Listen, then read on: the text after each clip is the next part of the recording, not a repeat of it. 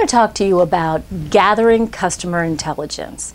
And when do you cross the line between doing your homework and being a little creepy?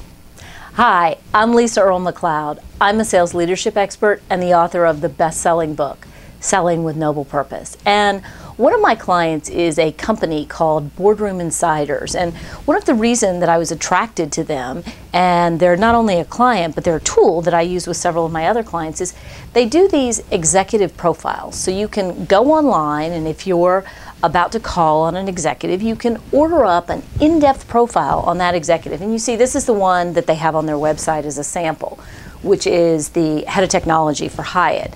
And it gives biographical information, personal attributes, what their areas of focus are. And so one of the questions that I often get when I'm working with other clients, because I recommend that they do this before they make a call, one of the questions that I often get is, when does this cross the line and it becomes kind of creepy? Well, what I tell you is, it's a question of intent.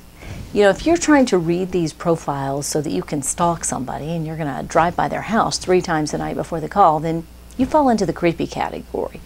But if you're using this information in a way that helps you be more planful, be more intentional, and make a better call on that person, that's to your benefit just as much as it is to their benefit.